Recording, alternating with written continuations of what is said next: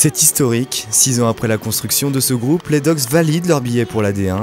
Hier soir à Glisséo, le collectif choletais a définitivement effacé les déconvenus des années précédentes. Le cap est franchi, quel soulagement pour ceux qui ont construit cet exploit.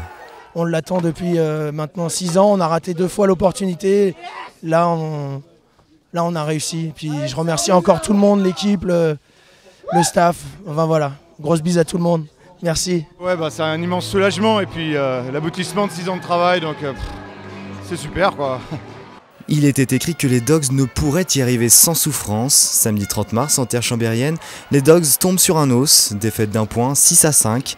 Pas le choix, il faut remporter les 2 manches suivantes. Le premier acte se jouait à Glisséo ce samedi 6 avril. Les Dogs remportent la seconde bataille, mais pas la guerre. Le plus important c'est le match de demain, donc tout ce qui s'est passé ce soir, on essaiera de corriger un peu nos fautes. Et puis demain, on donnera tout, ceux qui ont des bobos, ceux qui... Voilà, on va tout donner. C'est le match de l'année pour nous, c'est le match de l'année pour eux, donc ça va se jouer au mental. Julien Pillan ne pensait pas si bien dire samedi soir. La nuit passée, les 2 équipes se retrouvent sur cette même glace de Glisséo. Patinoire pleine et grosse tension ce dimanche 7 avril. Tension qui aura d'ailleurs raison du jeu. Premier tiers sans but, il faudra attendre le second et l'ouverture du score des Choletais par Droz, son capitaine. On pense alors que le rouleau compresseur choletais est en marche et que rien ne pourra les arrêter. Faux, les joueurs de Chambéry sont là et ne lâchent rien. Tellement rien qu'ils arrivent à arracher une prolongation dans les derniers instants de la partie.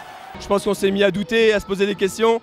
Eux, comme dans les 2 premiers tiers, ils sont rentrés dedans à fond, en jouant crânement leur chance. Puis bon, on a craqué, mais le principal c'est d'avoir gagné à la fin.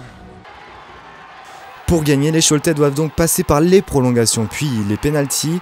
Mocard et Albert prennent leurs responsabilités, il ne fallait pas trembler. Je sais ce que je vais faire, même avant de venir sur la glace. Je sais ce que je vais faire. En général, les pénaltys c'est comme ça. J'ai une feinte, je la fais, ça rentre.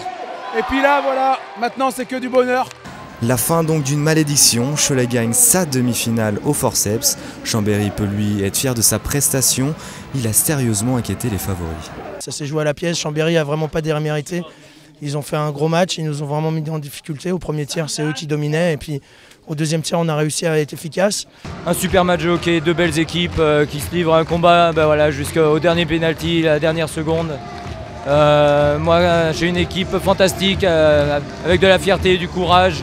Cholet évoluera donc en D1 l'année prochaine, mais avant cela il reste une finale à jouer contre Nantes. Pourquoi s'arrêter en si bon chemin?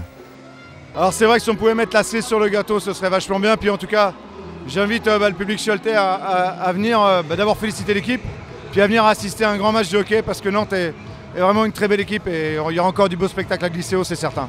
Un derby pour déterminer le patron de la D1. Quoi de plus beau? Aux Dogs désormais de finir le travail.